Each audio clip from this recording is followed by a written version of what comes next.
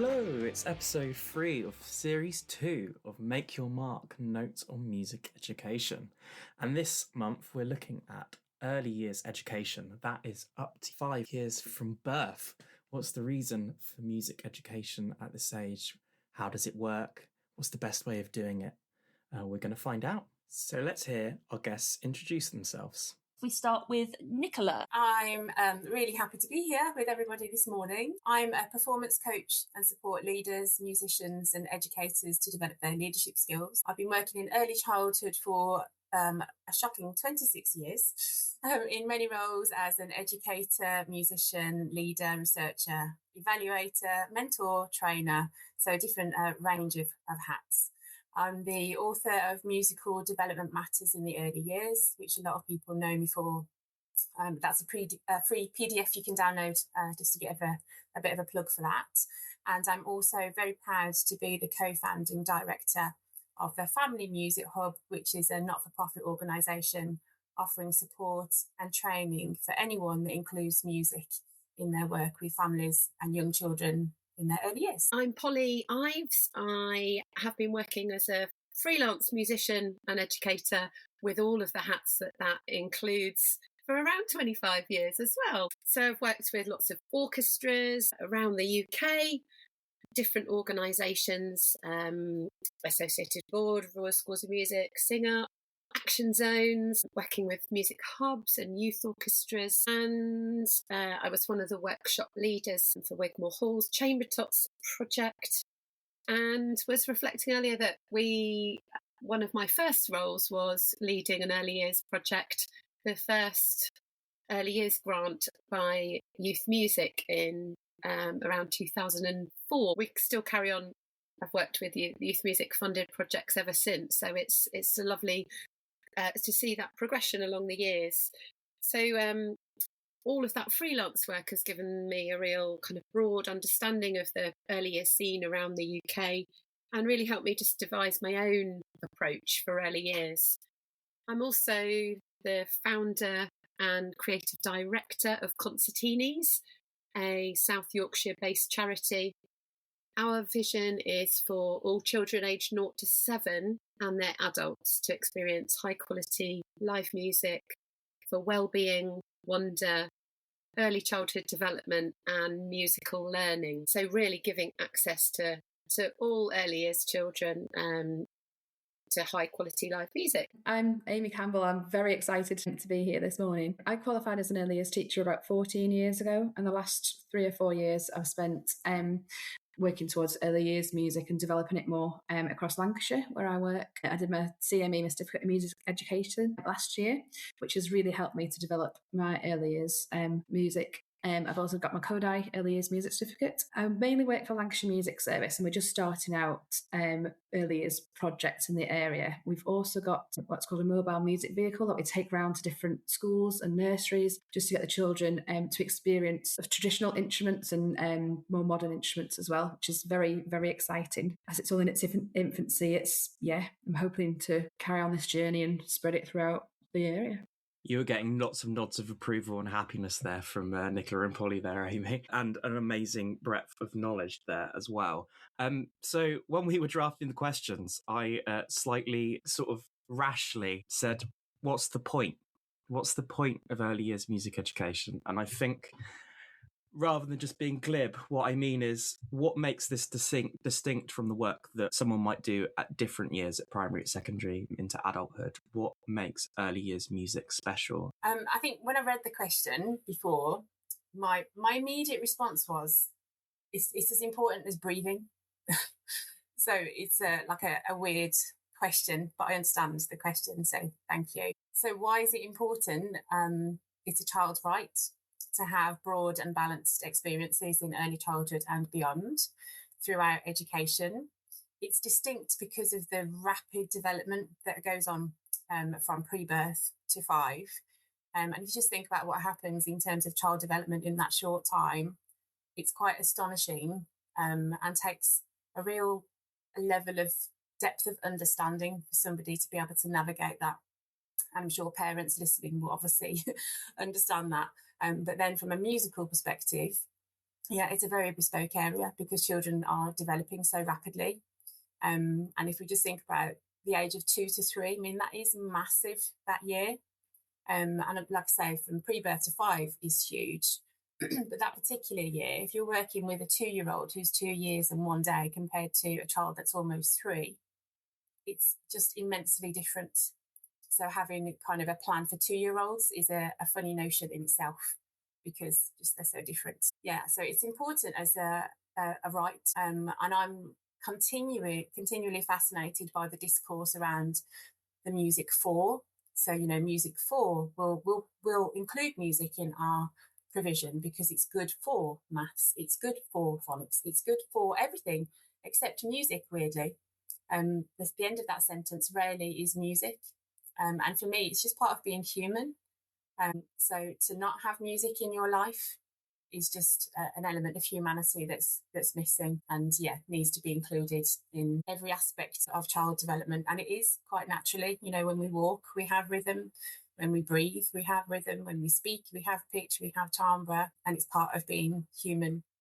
And it's helping people, for me, in my career, helping people understand that and then offer opportunities to nurture unique and individual children, and to really see their natural musicality that's there. But I could go on and don't want to take up all the airspace because I've been talking about this for about 24 years probably. So I'll let somebody else jump in because I know that's why you're here. And we definitely have a question later on about sort of music education and music for music's sake versus the framing of early years as sort of helpful to other subjects. But before that, does that sort of resonate with you, Polly? What is the point for you of early years music? It's absolutely a way of life. It isn't a subject. It is what makes us human. It gives us fulfilled and connected lives. And particularly, a lot of our work focuses on how children interact within their communities. So it's not just the child, it's the relational development, the relationship a child builds with its parents or caregivers, early years staff, family hub workers, and how being connected with other people through music absolutely is vital in those early years. That does include communication, it includes play, it includes physical movement, copying each other, playing alongside each other. We also know that having that early feeling of music is something that I do, it is who I am, is vital in children and adults as a new family. Having that shared identity as a family. Music is something we do. And if we can crack that in the early years, I think we've laid that foundation, that framework for children when they perhaps have the opportunity to learn an instrument age 7 or 8 through a music hub. But if you haven't got that actual belief in, I am a musical being, I want music, I love music, we can make it a lot easier if we crack the early years music scene for our colleagues working in primary and secondary. Also recently, a big focus around Daisy Fancourt's book, Art Cure, and how the arts can transform your health and help you live longer. I've had so many people in the last week talk about this because she's shortlisted for the 2026 Women's Prize for Non-Fiction. But to have these discussions about how vital and incredibly powerful music is for your health, your well-being, your learning, your development, and your being. I mentioned about belief in music. I love that idea because when I teach older children, if they've not had that musical experience in early years, they are a lot more apprehensive with the music. And, I can't do that. I can't sing. I can't play an instrument because they've not had that belief. Instilled is probably the wrong word, but they've not had that belief instilled in them in an early years setting. So they don't think that they can do it. So I think that's really, really important to instill. And there was something else that Polly said about speech. So my son is 5 and he struggles with his speech like quite a lot. There's so many sounds that he can't say, but he can sing anything. And it's remarkable to see that he's not apprehensive. He'll sing in front of anybody, but you ask him to speak, and because he can't very well, he struggles with that. So I think that's a really important thing as well.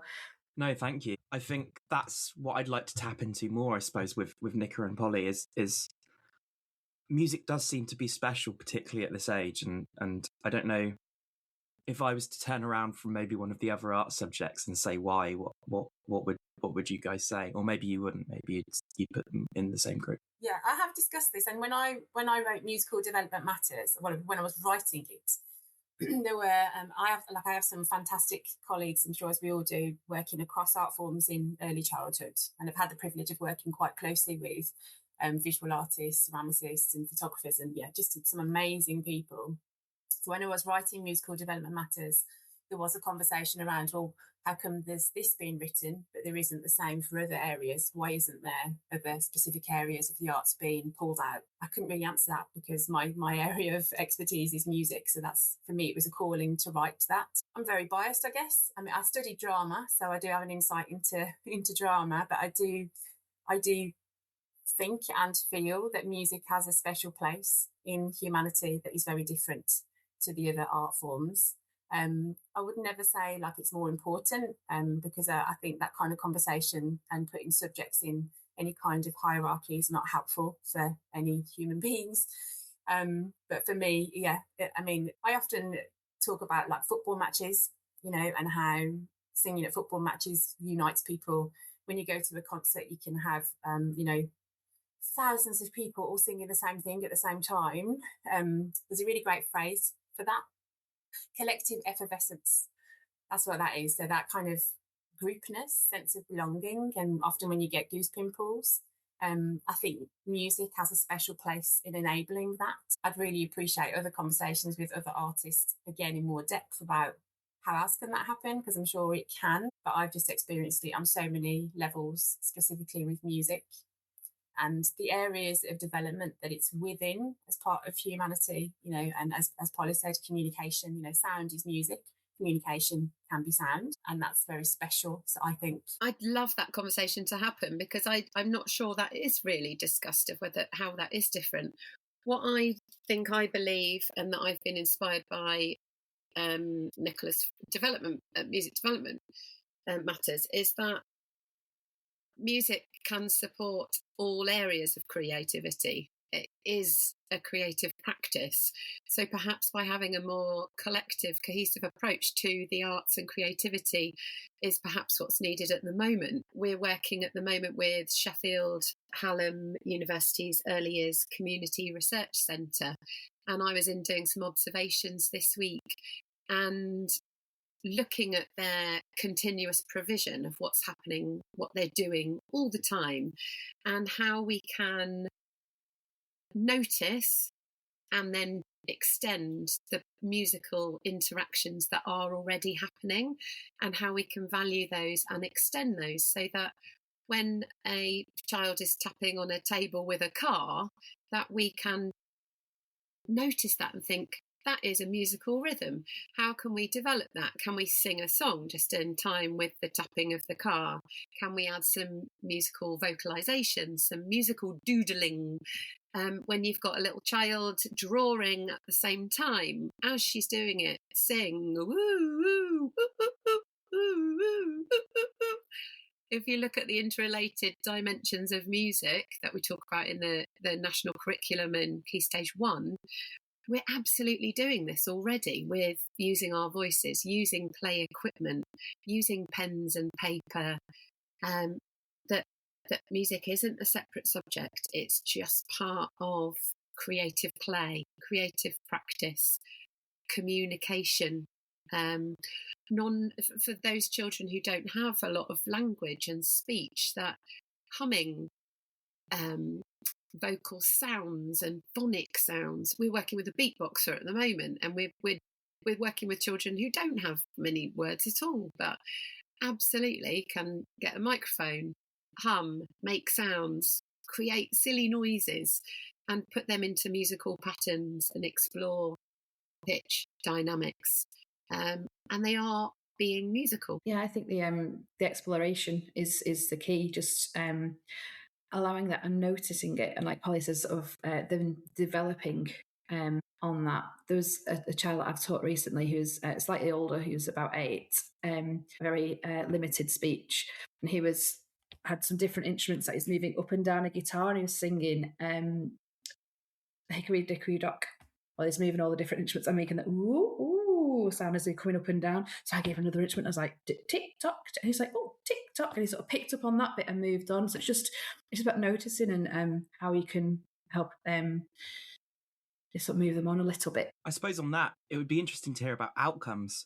And going back to that question of why, either in the research or anecdotal stuff about the work that you've done with young people, how impactful is doing music with people of this age? Yeah, what evidence do you have for it, I suppose? I feel quite lucky in that we work in partnership a lot with nurseries and schools and family hubs who have their own frameworks and their pedagogical approaches for within their nursery. So we can work very closely alongside those colleagues who know their children best, who are skilled, experienced early years practitioners. So by bringing our musicians and our workshop leaders to support that and to help train and understand what's happening is hugely valuable for both sides as well. So that partnership working is absolutely key. We are gradually exploring our engagement frameworks, signals frameworks, which just helps us verbalise what we're noticing, what's happening. And we have to do that to support more colleagues to understand what is happening, what is musical engagement, and how we can measure that and demonstrate the impact. I do think it's really important to look at a really broad framework for participation and engagement. So a lot of active learning, that noticing eye contact, physical movement. It's not just speech and language, interactions in particular, knowing that the children can sing numbers in counting songs is fantastic, but let's keep it as broad and holistic as possible. I do use musical development matters with our musicians a lot to just keep on remembering what is happening, how can we continue to get more and more engagement from those children and notice and value that. Without sounding, well, maybe I will sound pedantic, and that's okay. I'm fine if people think that. I'm always curious about the word impact, and we see it loads in funding applications, we see it in loads in programmes, and you think, what does it mean? And at the Family Music Hub, myself and my wonderful colleagues, Katie and Rosie, spend a lot of time talking about words and language and digging deep into actually what are we doing, why, what are we saying, and why. So I'm always curious about that word. So that's just to share that as I suppose a provocation, and then just really listening to what you're saying, Polly, about engagement.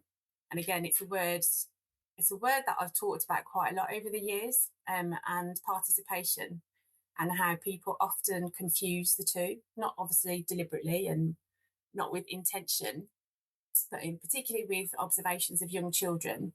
Children are often observed, and if they're participating, people assume that they're engaged. And also people assume, all sorts about what children are or are not doing. And we assume a lot as humans, it's quite a natural thing to do. And picking up on partnership, as Polly said, it's just the best way to work. So for me, unpicking those words, engagement and participation, have been really valuable, and the conversations I've had have been so interesting to actually understand if that child I'm observing is engaged or not. Because typically, similar to what Polly was saying, I'll work, say, in a setting or with a group of educators. They will know the children much more than I do. So I might think, they're really engaged because I can see they're singing that song. But actually the educator might look and go, oh no, that's not their engagement to us. And having that conversation is what actually helps us learn more about children and development and engagement and participation. Going back to the word impact, I think as soon as there's a framework or a project or a specified outcome with a intended outcome, then that's what that project becomes about. So if the outcome or if the impact being researched is, for example, speech and language, because that often is the case, there is quite an abundance, or have been quite an abundance of music and speech and language programs. When the impact being explored and measured is speech and language, then that's what that program becomes about. And almost immediately, music becomes secondary. I'm not saying that's wrong. I'm curious about it and how that's happened over the course of probably 30 years, I guess, maybe-ish, that discourse has come about. It does slightly feel like it is quite a new field, that a lot of people have different frameworks, different pedagogies, different approaches, and that there are a lot of very passionate individuals who are fighting for this cause. I think that's mainly because of a lack of investment, a lack of understanding, a lack of career progressions into early years music, and that I'm really hoping that the increased focus on this area is really going to transform this area, that we can have more of a collective approach, and that it's not a handful of freelancers who know their stuff trying to prove the case, and that a collective approach and genuine understanding, that music hubs, now that they're including early years within their remit, that we can properly have some detailed strategic conversations about what this really means, and to get people who are really expert, who are working on this area all of their lives, to work together to understand the language that we need to use, understand the investment that it will need to convince people fully of this important work. Engagement is really important, and in partnership as well, because if you're in observing music for half an hour a week, then the child might engage in their own play when you're not observing them. So having that partnership and having the earliest practitioners saying they were, sat in the home corner singing that song, or they were tapping the car, or they were doing something, and the fact that they've retained that and then used that in their own play, I think is really important as well. So that sort of engagement and partnership is really, really vital at this early years stage. Oh, it's so important. Real quality practice across the board, not necessarily just music, but quality practice in early childhood is ongoing observation. And as you said, Amy, the kind of model that we have typically in our country is that musicians drop in, a bit like parachuting in, and they drop in and they do their half an hour session, and then they're off again to go somewhere else, or to the next room, or wherever they need to go. And just quite rightly, as you said, Amy, a lot won't happen in that half an hour in terms of what's visible to us as educators. A lot will be happening in terms of what the children are experiencing, observing, absorbing. But it's just so common that you're here, children were not engaged, in inverted commas, and they probably were. It's just that what does engagement look like? Some of the most engaged children have been the stillest and with a real strong gaze, and some people just wouldn't notice that that's engagement. And then you go back the following week as a musician, and you hear that the child that wasn't singing in that half an hour session has been singing all week. So yeah, that partnership is essential to actually understand engagement and digging into that, and really understanding children. That's lovely, and it reminds me of a project with babies in family hubs, and occasionally we get someone come up to us at the end and say, "Oh, I'm really sorry, my baby's been asleep the whole time," and we have to encourage parents to say, "That's brilliant, that's lovely, it's special, it's relaxing, it's calming, it's allows the adult a time for a bit of peace, for them to enjoy their own cultural experience themselves." A lot of people adults talk about, "Oh, I used to play an instrument," or "I used to go to gigs, I used to go to the pub for live music nights, I used to enjoy clubbing." A lot of our work is trying to give the adult as much a listening experience themselves, to re-energise, to invigorate, to inspire, to help them feel like music is for them. And then for babies, we know that babies, you can absorb music in your sleep. It can support your sleep patterns. there's research about your deep sleep, and for babies to have live calm music whilst sleeping supports their growth. So again, someone might say, "Oh, that baby wasn't engaged during that concert." Yeah, they are. It's all part of the experience. Yeah, no, 100%. And I think that sort of leads on nicely to our next question. We talked about a lot of the sort of by music's nature impact on young people and exposing early years children and babies to music. I was wondering, circling back to ideas of progression and this being a new subject and where we're going with it, at early years, are we also creating young musicians? Is there also a space for this, or is the focus on more holistic approaches, on, cognitive development, all of that kind of stuff, or is there also a space for thinking there's the next guitarist here, or is this far too young an age? I think what has been helpful for me in conversations around this kind of thinking is thinking about other subjects like maths, and why do we include maths in early childhood? And it's not necessarily, from most of the people that I've spoken with, it's not to create future mathematicians. It's to give them a great foundation in that area of learning and development. And for me, that's what music is as well. And it could lead to the next great guitarist, amazing vocalist, brilliant beatboxer, anything. But I think, again, I suppose if we're thinking this will do this, put this in here, it's like a formula, and humans don't work like formulas. And we've got AI for that now. So, so I think it's just about offering a broad and balanced experience, like we hopefully do with all other areas of learning and development. And it's just that music typically hasn't been a priority. And as Polly said, it's great that conversations are further emerging about how important it is and about children's rights as well.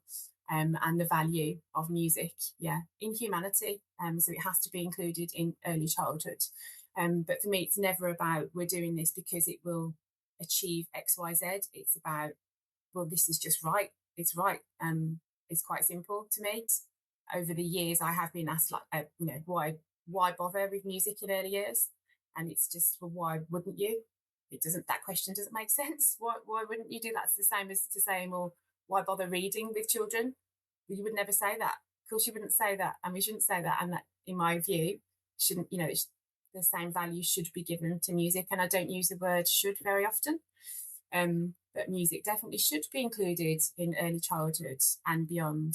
And like Polly said, including parents, caregivers, all the people, that influence young children, helping those people have great musical experiences is key to actually enabling those experiences for young children. A lot of my work now is supporting educators and musicians to overcome their fears. So many people are fearful of making music, and so many musicians that I've worked with are, to be quite honest, quite fearful of young children, because the early years is not straightforward. It's, children don't do exactly X, Y, Z at a certain time. It is messy in the most brilliant, exciting way. But messy and exciting doesn't always float everybody's boat, because, often musicians like to know, this is my plan and this is what I'm going to go and do. And that's great. But if you want to get involved in playing with young children, you've got to embrace the chaos. And the chaos is beautiful and playful and brilliant, but also can be quite scary for some people.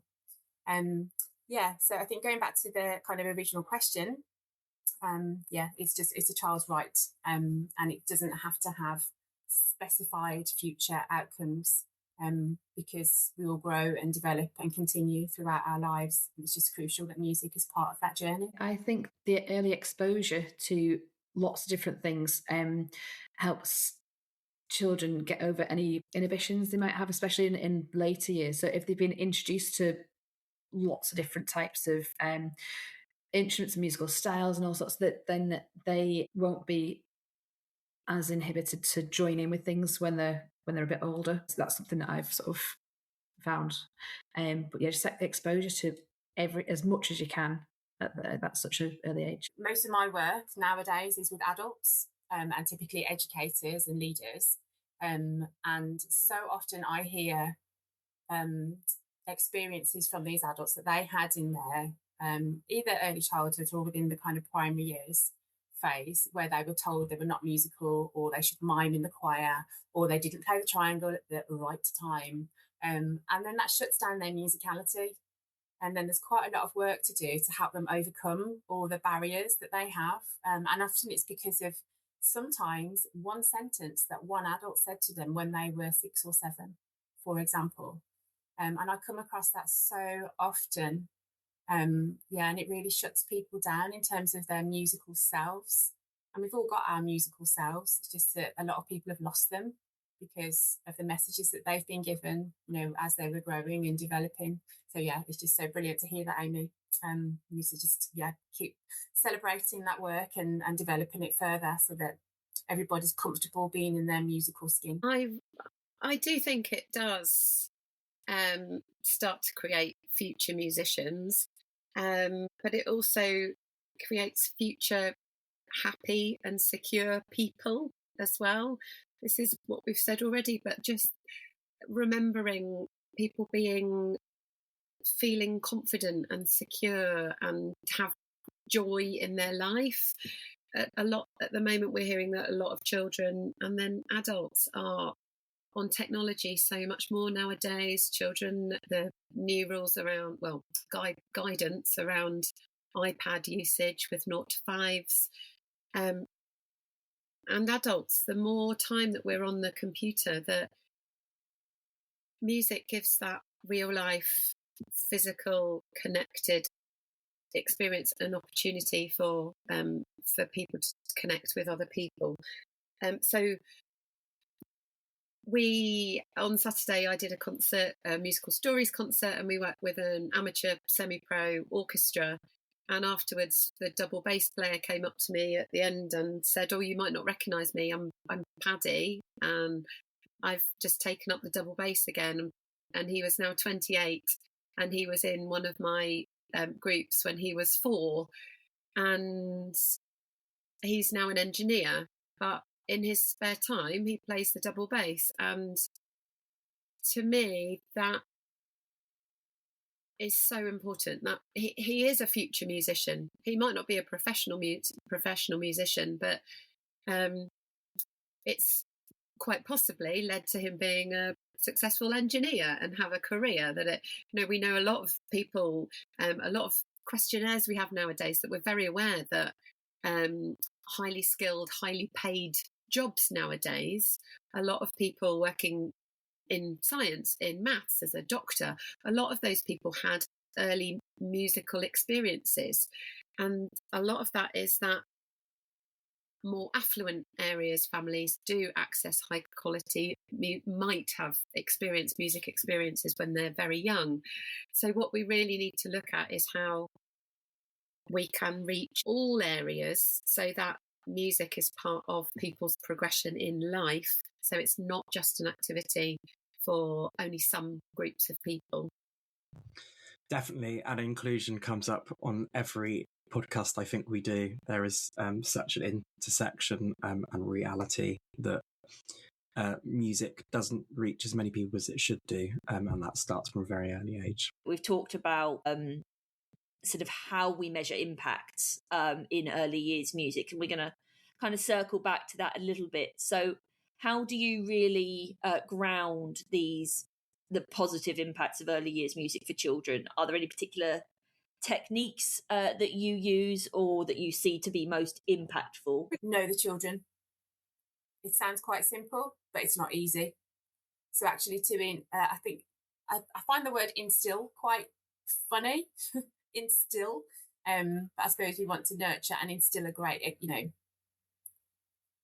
a great experience of music into children. It sounds a bit weird to me, but I think knowing the children, which isn't typical in terms of early years music practice, because typically, as I said earlier, musicians drop into a session and they'll deliver, and the word is deliver, which I also have issues with, because really we want to be enhancing, not delivering. And yeah, I think it's knowing the children. If you know the children, then you can respond to those unique children, their identities, their preferences, their dislikes, and then hopefully that will lead to a positive experience, leading to positive impacts in inverted commas. Yeah, that's my, if there was any technique, it would be that approach rather than a technique, I suppose. It's, yeah, knowing the children. Because, and again, in other areas of learning development, you know, if we were running a math session, you'd know what you would hopefully know where the children were at in terms of their mathematical development. Otherwise, you could teach them stuff that's absolutely pointless, potentially. And we don't want that with music either. We want to be stretching children in terms of their musicality, their skills. And you can't do that if you don't know what their starting point is. So, yeah, knowing the children is my answer, a quick answer. And then I think what's been helpful for me and other people that I've worked with is a question to reflect upon when you have had interactions and sessions with children and families. We often say, for example, in evaluation questions, you know, you'd be evaluating, not always reflecting, but evaluating a session. And you do generally have to do that, particularly with funded projects. And the question often is, what went well? Or, yeah, how did that go? You know, what went well? And people often say, oh, yeah, that went well. For who are two great words to put at the end of that sentence. Because often it works well for the facilitator of that session.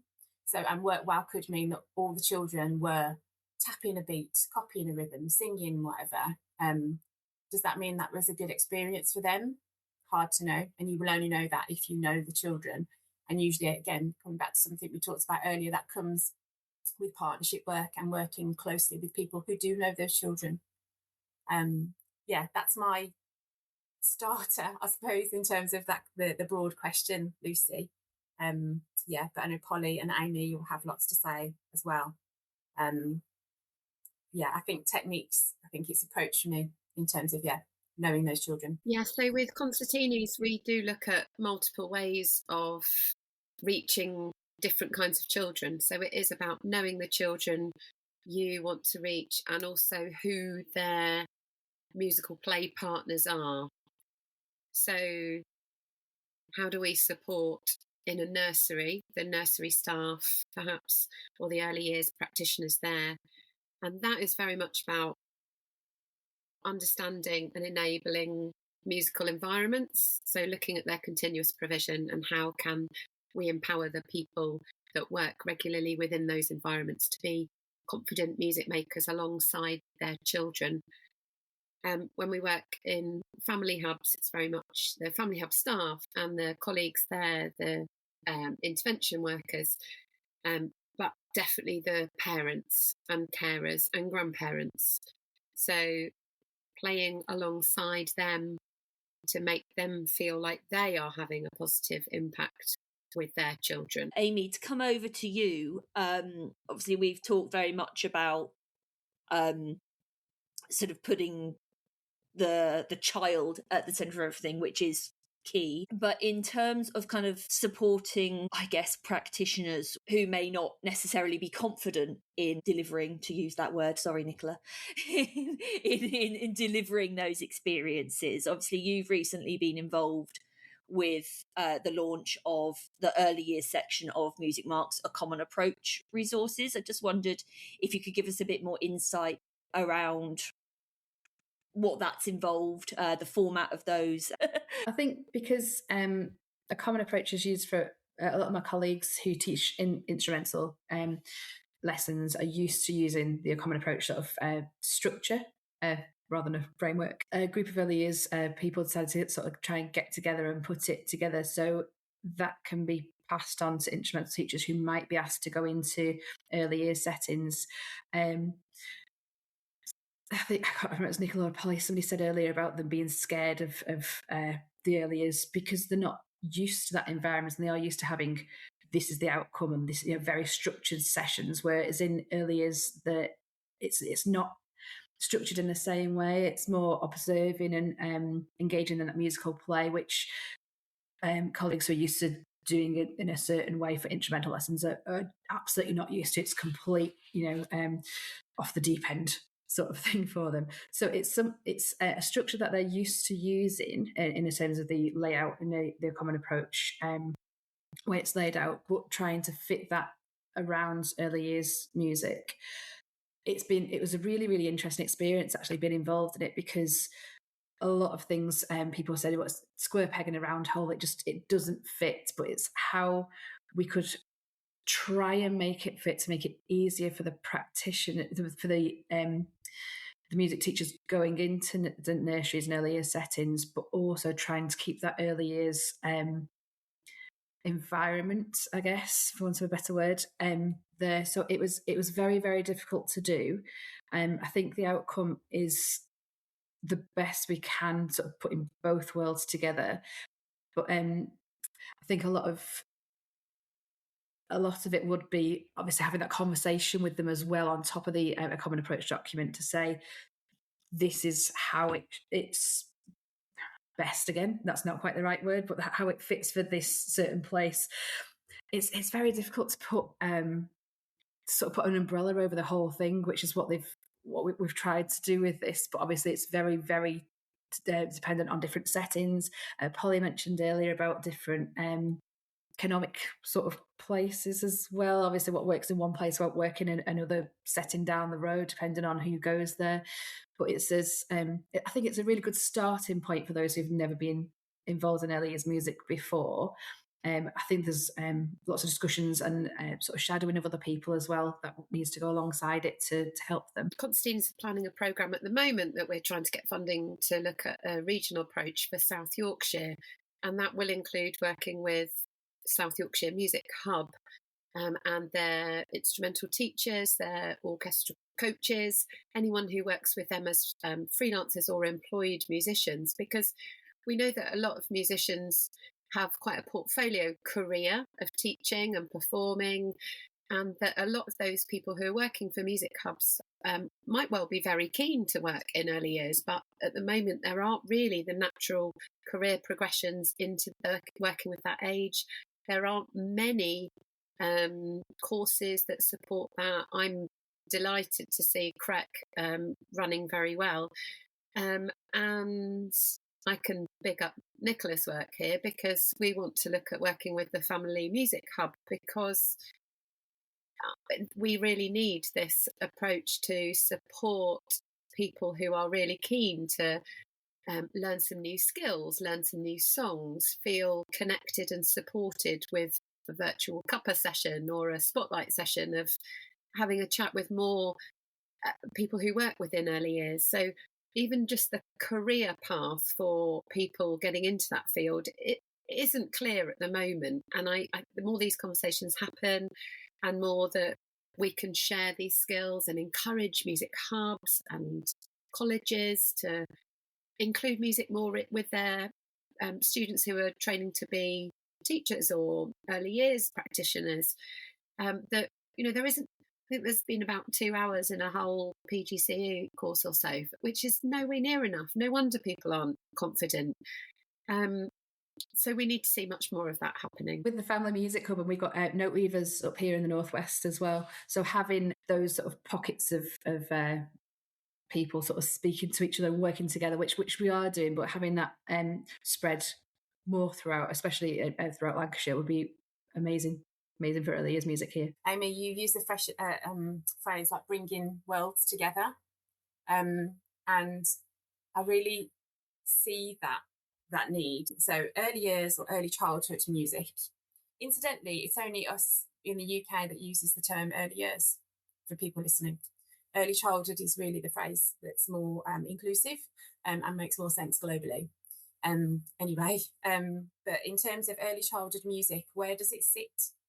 So it doesn't really, as Polly said, in terms of early childhood education training, whatever training that may be, you barely get any input. You're lucky if you get potentially, like you said, Polly, 2 hours as a early years educator. So music doesn't really show up. And then as a musician, again, as Polly said, there's not clear pathways that help musicians develop the knowledge and skills and their pedagogy to enable them to work well in early childhood. And again, as Polly said, CREC, which is the Centre for Research in Early Childhood, that people can check out, they offer a master's which focuses on music, and also the CME that Amy, you went through, didn't you? So brilliant that Cracker kind of, leading the way with that. But yeah, the early years music doesn't really sit anywhere, and it's great again that we're having these conversations to help people understand the importance of it and the value, and again about children's rights. But yeah, it's interesting that we do have these two worlds, and the needs of those two worlds are very different. Again, with musicians, if you don't have that underpinning of early childhood, it's really hard to go and embrace the chaos, as I said earlier, because you don't have the skills and knowledge to enable you to be comfortable with that. And as we know, it's hard being uncomfortable, and you can embrace being uncomfortable. But if you can get support and develop your knowledge and skills, again, like the Polly said about the potential project in South Yorkshire, it's going to be brilliant, because we need to support musicians to develop their toolkits. And, musicians nowadays do have generally portfolio careers, and community music making and education typically will be a part of that. So the more that we can support that workforce, the better. And again, early childhood educators, if we can support them to develop their knowledge of music and overcome their fears. For me, most of the work is there with fear and overcoming that barrier. Then we can, try and help these two worlds that sometimes come together. And when they do come together, that's when like the explosive learning and richness comes through. I'm so privileged to have worked with so many early childhood educators over my career. That's how I've learned so much, from conversations with amazing people, and people who are willing to have difficult conversations and take risks in their practice. But that's how we support young children to have great experiences. I could talk Nicola, about it. Go for it, Amy. Do you think that fear of the early years practitioners has come from the fact that they've not had that experience when they were a child? I think there's a whole myriad of reasons that contribute to it. I think the word talent plays a role in that fear. I think culture, like pop culture and programs like The X Factor, and people being ridiculed, also contributes to that fear. Experiences, and like you say, or lack of, in childhood and adolescence potentially. I think there's a whole range of reasons. And the concept of what do we mean by musical, and that's often where I start with, particularly early childhood educators. What do we mean by musical? What does that actually mean? Because there's two phrases that I've heard the most in my career working mainly with early childhood educators, and that is, I'm not musical and I can't sing. So the first thing is to unpack, well, what do you mean by musical? And actually sometimes taking away the word music and musical can be the biggest kind of help in terms of removing that barrier. Because if you use the word sound, it's less scary. And essentially what we're doing is playing with sound. That's what we're doing, making sound, listening to sound, playing with sound. So I think the musical word plays a big part in that, amongst other things. Yeah, but thanks, Amy. It's such an interesting question.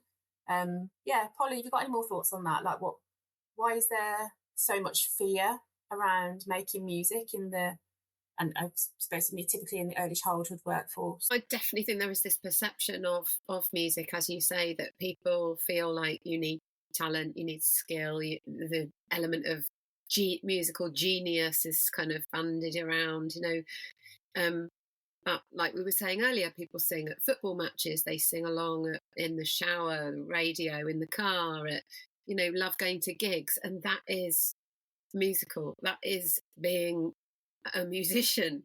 And I think we need to work really hard to break down those barriers, like we've talked about for years, but that really means that the quality of interaction that we have is vital, and the language we use, the musicians that we work with, we have to have a much more diverse workforce. We need to talk about music. Sometimes I think people think that when arts organisations talk about music, we're implying classical music. Well, we're not at all. We work with all kinds of music, right? Really varied, and with musicians who genuinely care and want to advocate for their musical styles, and that those are all important in people's lives. I'm also just very aware that policymakers and heads of services, heads of councils still need to understand this value, this importance, and talk about it in a really positive way, because actually we're often putting people off. We're actually exaggerating the problems that we're fighting all the time. I keep fighting for concert promoters that I work with performing at festivals, that often they don't include the children's concerts in their main marketing, and that's bonkers. That, you know, they're reaching new audiences, it's diverse, it's new commissions, it's quality performers. It's, you know, we work with top musicians who perform on international stages, but because it's a children's concert or an early years concert, it's not included in the headline, you know, the promo. So, you know, we've got to change that. We've got to keep changing the importance of little people. Young children are audiences. They're not the audiences of the future. They are the audiences of now. And that will make them the audiences of the future as well, if we inspire them and capture them really early and keep on nurturing their belief in the power of music. Just the concept of young children being an audience or audience members is so like radical, and that's weird, isn't it? You think, why is that? Like, where does it? And it's the view of the child, like in our society, you know, and how we view young children and include them, and celebrate them and with them, and really consume, you know, that the music that's really out there. It's such a weird concept, isn't it? So we definitely need to keep going and, you know, trying to help people see things from different ways. And I think just touching on something you said earlier, Polly, and it made me think of an educator that I worked with for quite a long time in an earlier setting in Birmingham. They had quite a view of what you know, a musician is and what the word musical was. And one day we were having a conversation, and it turned out, and so from her perspective, she didn't see herself as musical, but she went to Glastonbury every year and had been for a long time. And I was totally baffled. And I was going, well, then that's like, you are consuming music, and music is a part of your life.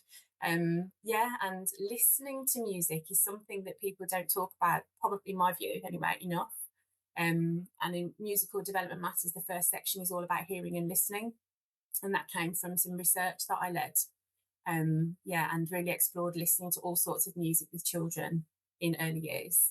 Why aren't we playing rave music in nurseries? Generally speaking, I know there are some places that do that. And you do have to navigate that carefully. Like, I've learned that the hard way by going into nurseries and putting some electronic dance music on that didn't go down well. So it's having conversations with the people you're working with as well. Again, going back to partnership. But yeah, listening to music, you know, and for me, very personally, that was my first access. You know, a lot of people say that singing is the first thing. Potentially it is, and I'm not saying what should or shouldn't be, but for me, listening was a huge part of my childhood that inspired me to have a career in music and education. And we're not doing enough of it, including being audience members, as you say, Polly. But just as I suppose a quick important aside, I think it's important to also acknowledge the skills of a musician, and I don't want to dilute or not recognise the importance of great musicians, of the skills and the time that it takes to develop your musicianship. And I do think there's always a place for musicians, actual, you know, musicians who consider themselves to be musicians and identify as musicians and have gone through their own musical journeys. That skill set in itself is really important, so not to dilute that.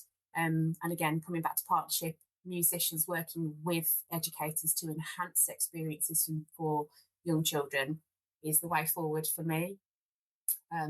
So not to deliver music, but work together to really create these amazing opportunities that we can create for young children as consumers, audiences, music makers, listeners, creators, you know, all the things that are possible. Good listeners make good musicians at the end of the day as well. Just picking up on playing Spiral Tribe in primary school and stuff. Do you guys have some anecdotes about work with early years and the impacts that it's had on children of that age? I have got about 5, but I know we only have time for probably one. But I did a concert on Saturday in Suffolk at Britain Peers Arts, a musical stories concert with concertinis where we combined storytelling, music, image projections and animation.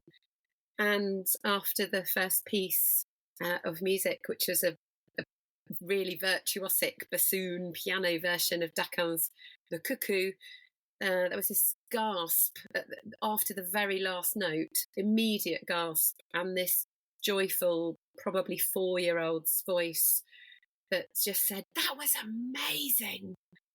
And I paused and held the audience before they clapped and just let his voice kind of ring. And the kind of 300 audience or so, I just felt like there was this kind of collective hug or an amazing goosebump moment, and this sharing of a thought of, yeah, actually that was pretty amazing. And I think we really should value those wow moments, or just noticing the child's natural immediate impact or response to live music, whether that's sparking their curiosity and wonder, leading them on to listen more, to play more. They all joined in with the concert, they sang along, and amazing rich experience. But actually we need these wow moments and to listen to the voices of the little people that we are inspired by every day. Very slightly outside of the age range that we're talking about, but working in a primary school, the year 1 boy with some additional learning difficulties, never joined in with any music, never joined in with any other lessons really in class, and came to a music session, was doing an activity with a ball, and suddenly it just stopped. And he looked and he started to join in with the actions at first. And then he started joining in singing. And then he started joining in with something else. And the TA, that's his one-to-one, just sat there and just went, wow, he's never done anything he's never joined in with anything. He came to the music session again the following week and he was like, ball, and just carried on asking for it. And his TA said he's been asking for it all week. He's been singing the song on the playground. So he took that activity and just use it in everything that he was doing. And that was the start of him becoming involved more with the music sessions. That was the impact, sorry, Nicola, that it had on him.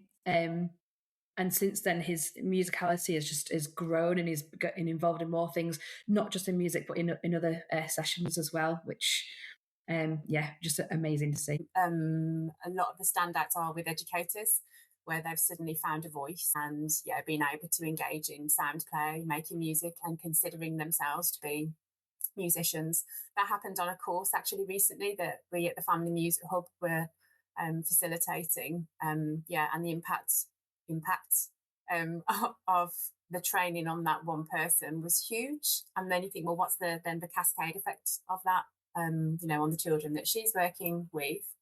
So that's again helping people overcome their fears. But I do have quite a standout moment, which in Birmingham we called the Moonbeams moment, and that was on a project that was called Moonbeams.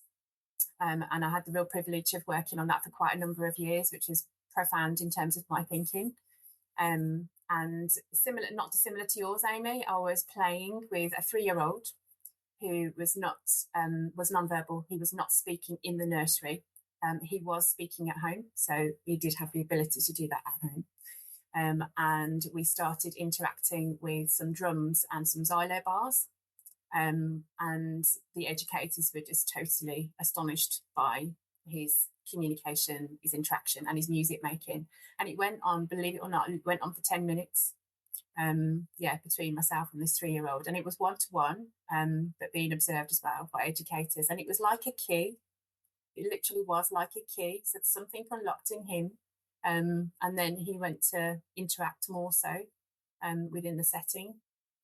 I'm not saying that definitely was the music that enabled that, but it seems to be a contributing factor in his journey. It's just pretty amazing. That interaction and response, is so powerful. and just need to create lots of opportunities to enable children to have brilliant music making experiences in early childhood. Absolutely, and I think we can all agree we want more Moonbeams moments across the country and the world, maybe. So without further ado, that's all that we've got time for. We could probably go on about this for ages.